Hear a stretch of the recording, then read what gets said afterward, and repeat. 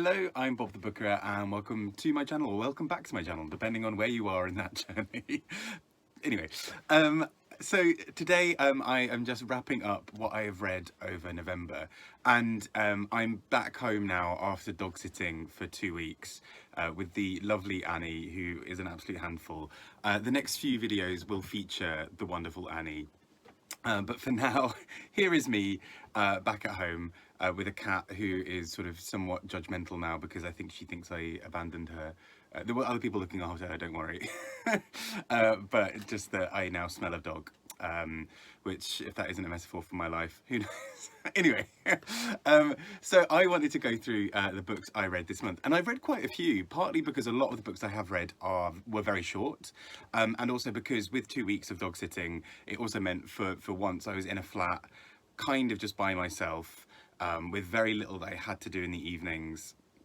I wasn't near to be able to sort of edit videos or do anything on that front, and so I think I felt like I just had these evenings that were just free and I could just read a lot. And so there are quite a few books here. A few of these books have also sort of cropped up in other videos, or will be cropping up in other videos, so I won't go into too much detail on some of them, but let's get started. First up was Figures in a Landscape by Barry England, and this, along with a couple of others that I'm about to mention, were from the 1969 Booker Prize, so the first ever Booker Prize. And I've just realised that this camera is really wonky. There we go. I don't know if that made any difference. But Figures in a Landscape is a sort of a book based around the war, particularly World War One. And it focuses a lot on these characters really navigating what it means to be at war, the kind of psychology behind it, and many other things besides. Didn't always work for me as a book, but I did still think it was really interesting. Pardon me, and did a lot of other really exciting things. Thereabouts. I think it's just sort of one of those books that, in fairness, I think is also not necessarily my kind of thing. I think I find books about war. I think I mentioned before, but I think I read too many of them at a certain period in my life. I think when I was at school, and I think that hasn't sort of taken away my ability to enjoy them necessarily, but I think it sort of means that it has to be doing something really very different for me to kind of be able to engage with it. And it's perhaps unfair of me to sort of ask that of a book published sort of, what, like 50 years ago as well. But anyway, that's Figures in a Landscape. But two of the other books from the 1969 Booker Prize that I read this month were Impossible Object by Nicholas Mosley and From Scenes Like These by Gordon Williams. So first, Impossible Object by Nicholas Mosley, which I have here actually, is... Ooh, just dropped another book. There we go. So this is a book that I just thought was so interesting and completely not what I expected. It's a series of sort of interlinked stories, and it focuses a lot on characters who sort of fall out with each other in various ways, particularly couples, and those kinds of weird arguments that happen with couples who have been together for a very long time. But there's something really quite sinister behind this book, and also something really playful and really clever. So I really enjoyed this. I mean, this is not the jazziest kind of cover, but I just thought it was really clever because it's very playful. It kind of interposes, is that the word? Sort of between the sort of the stories being told about different characters, it will have these little segments where it talks about, it'll be sort of someone musing on art or history or something, and at first that seems a bit jarring and you can't quite work out how it links, but it does, and there's a quite an interesting way that it all connects. So yeah, I was really pleasantly surprised by this book. An author and a book that I'd not heard of at all, but I can see why it was sort of shortlisted in the early for the first ever Booker Prize. And that also takes us on to From Scenes Like These, which I've got in another room, but I'll just talk about now. And that is this is a book that sort of focuses on a group of Scottish characters, sort of Scottish working class characters, really sort of identifying where they are in the world, and particularly dealing with sort of changes around them. And it's just sort of full of this really fun Scots dialect that's so kind of vicious and brutal and hilarious, between characters of people mocking each other brutally, but there's a young character at the heart of the book who we are seeing it all through. So I thought it was really clever. Again, I don't think it's necessarily a book that I will spend a great deal of time thinking about afterwards, but I still thought was really clever in its own way, and a good fun read nonetheless. So those were books from the 1969 Booker Prize, and then now here is me talking about another book prize. So I also was sort of finishing off books for the Goldsmiths Prize, and I did a separate video on that as well, some little cross promotion there. So the Goldsmiths Prize is a prize that is all about sort of quite innovative, daring, experimental fiction. And so a few books here I'm going to talk about are also from that, and those were, you know, the first of those this month was A Shock by Keith Ridgway, and like Eric Carl Anderson over at Lonesome Reader sort of said when sort of looking at this book, on the surface this book sort of just sort of sounds, it talks about, it's sort of a group of characters in London. They're sort of going through various things. They're sort of trying to fight the system in some ways. What I wasn't expecting from this book, and neither was Eric Carl Anderson, was just how unapologetically queer this book is in many ways. There are quite graphic sex scenes. There are moments of characters talking about their identities. Characters will suddenly just you'll sort of just be reading some pages and be like, oh, a threesome, okay. And this book just does some really interesting things that I just thought were very, very, it was just very fun and very playful. Again, a little bit like Impossible Object by Nicholas Mosley. This book does some really playful things around sort of interconnected stories that on the surface at first feel like little vignettes, and then you sort of realise there's sort of something overarching that links them all in. And I was really pleasantly surprised by this book. I thought it was really good fun. Next from that list that I read was This One Sky Day by Leonie Ross, also known as Poppy Show, it's published in the US as Poppy Show, which is the name of the island in the book. And this book is kind of wild. It is basically this sort of 400 odd page book of this, with this sort of really sprawling island sort of life, with these characters who are kind of just going about kind of business, but then sort of a series of sort of fairly strange or unexpected things happen. And I really appreciated that this book talks about that as if these are really standard things, as in at one point so the women in the book, they have a thing where their vulvas are falling out. That's a thing that happens in this book, and it's sort of treated with such sort of, the characters are a bit surprised, but it's treated from the narrator's point of view as if this is just something happening. And I really liked that kind of playful silliness of just sort of like, and this is what happened, the vulvas fall out, and then these things happen, and then this is how people react. And I thought it was really funny, and the language of this is so sumptuous and beautiful. Like, the book didn't always work for me, and I listened to it as an audio, which was, I think, a really good experience because you hear Leonie Ross herself read it. But just such a funny, like, surprisingly funny book, and I really enjoyed it. I thought it was very, very clever and really sort of, yeah, just really interesting, and it plays with language in quite a few exciting ways. And also on that same Goldsmiths Prize shortlist was Checkout 19 by Claire Louise Bennett. And I really enjoyed this. This sort of is a woman detailing parts of her life, going through and really kind of identifying these kind of key moments in her sort of progression. And it's written in this very kind of, not necessarily stream of consciousness, but kind of almost verbal, sort of babble kind of way. And that is not to demean this, because I actually think that really works, because there's something really breathless about the way that this book is written that I found really quite enjoyable. It's sort of like just sort of rattles through sort of about 200 and something pages of her life, and it's so beautifully written in parts. I just thought it was so clever and so well done, and I really liked it. And I think this is sort of, reading these three from the Goldsmiths Prize has really made me sort of appreciate just how many exciting books there are that are coming out each year that are pushing the envelope just a tiny bit further, pushing those boundaries of what we think fiction can and can't do. I also read a couple of books that were on the 1970 Booker Prize list, well, the Lost Booker Prize, and I've got a video coming out on that soon. And so those two books that I sort of finished the shortlist with, they were Patrick White's The Vivisector and The Birds on the Trees by Nina Borden.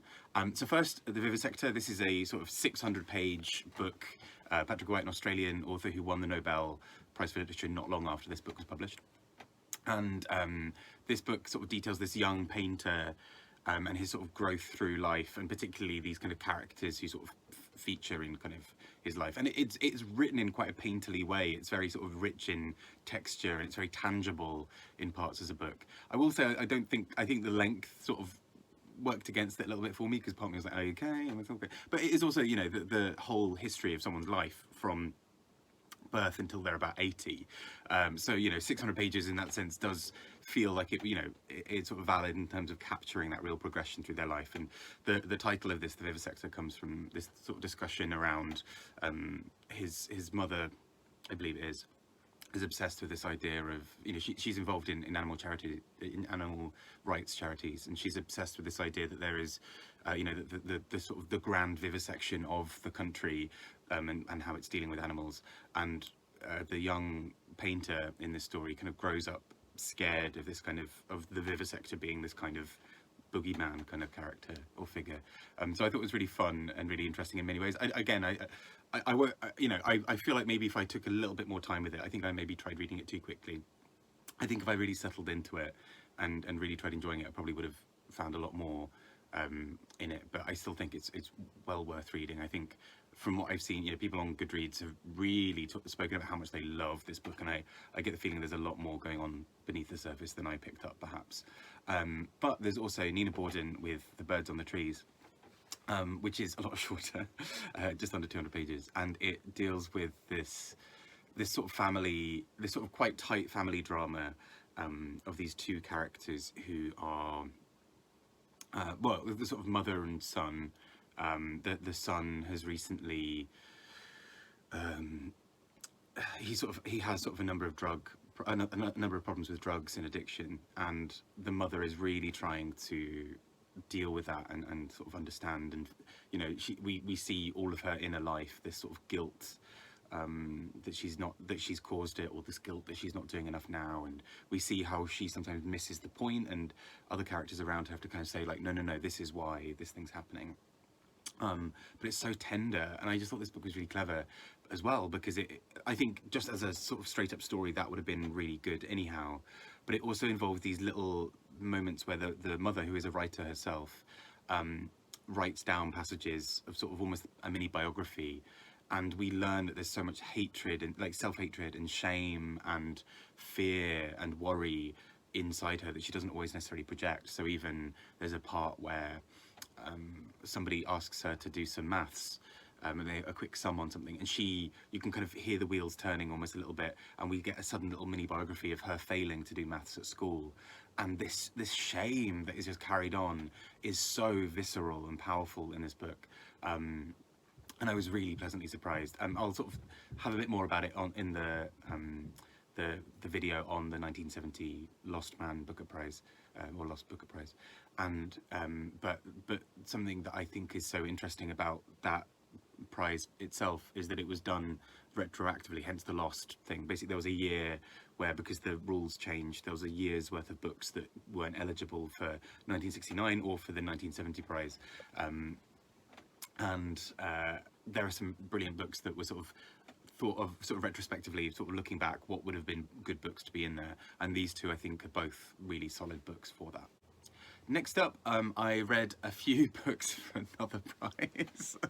Oh my goodness. Okay, but I say this, these are all books that I actually really pleasantly enjoyed for the most part. So this was then for the Polari Prize, which I've got a separate video on coming out soon. This all feels like just promotion for other videos, but basically I finished reading these while I was dog sitting Annie, recorded them with Annie sort of there vaguely in the background, or sometimes on my lap, licking my face.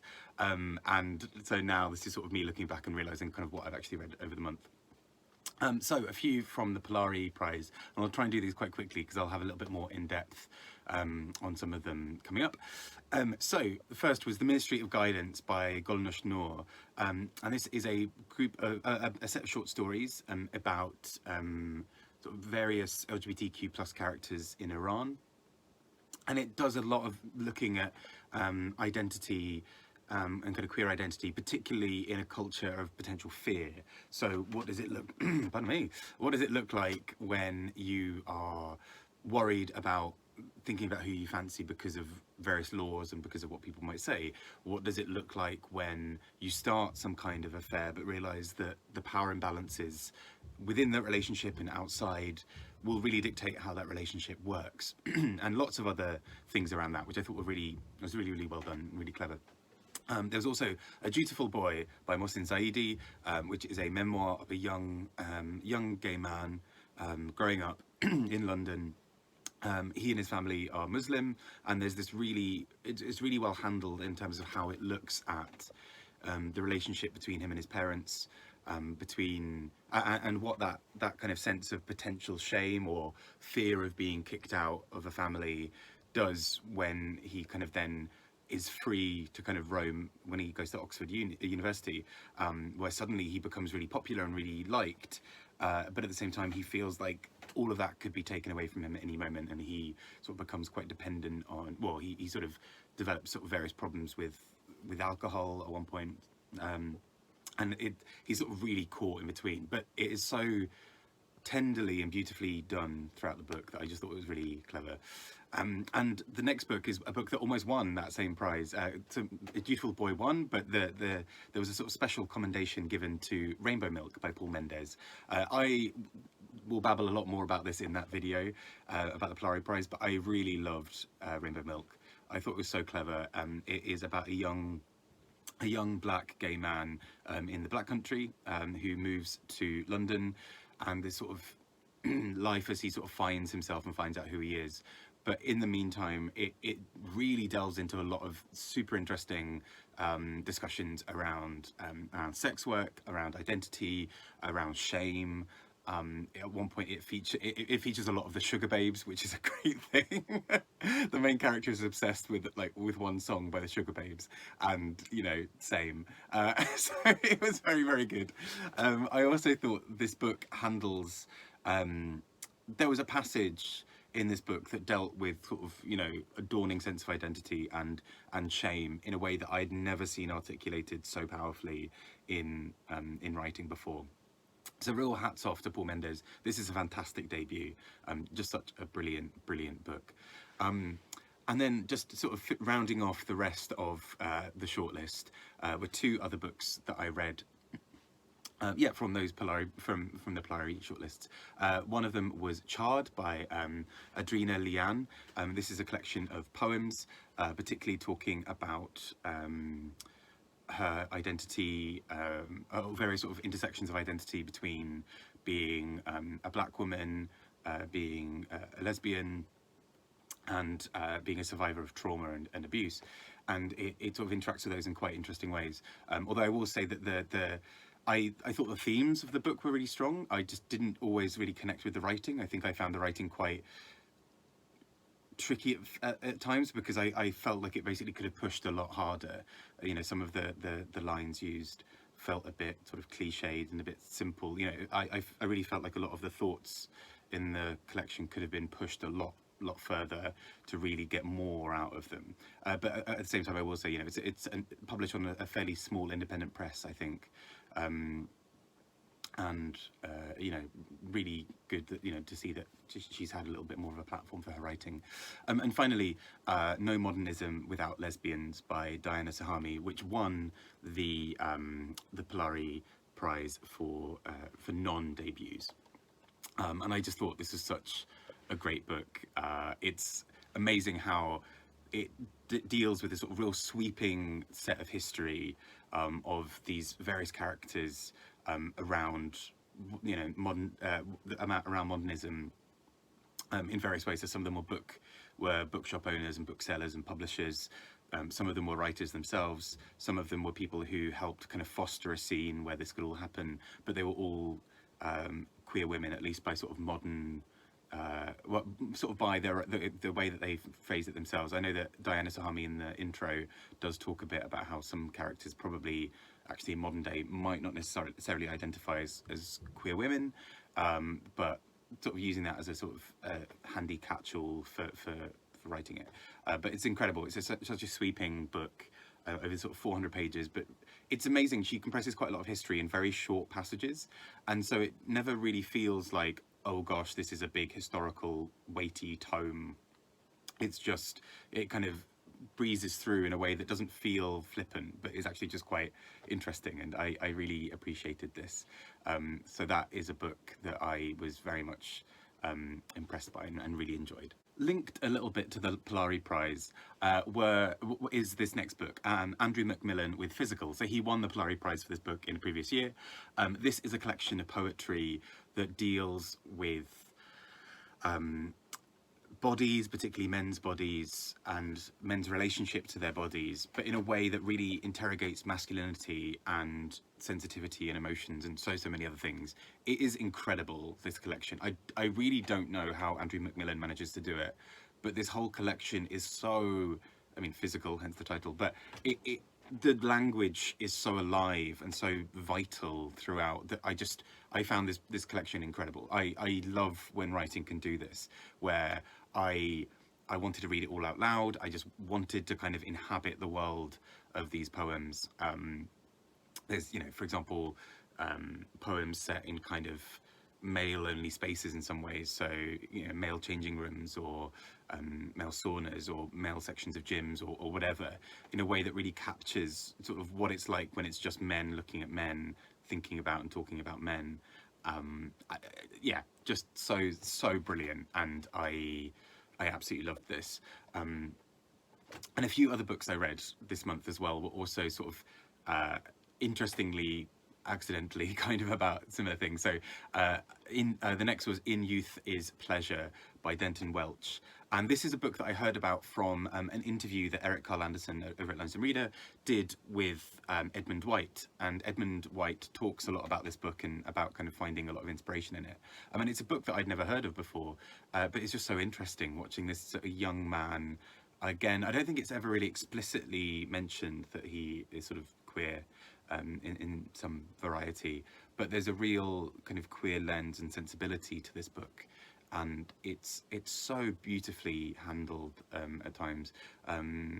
I thought it was really clever the way, again, it kind of charts this sort of this young man, well, this sort of young person growing into sort of a man and sort of finding his feet, but also really trying to understand the relationships of people around him.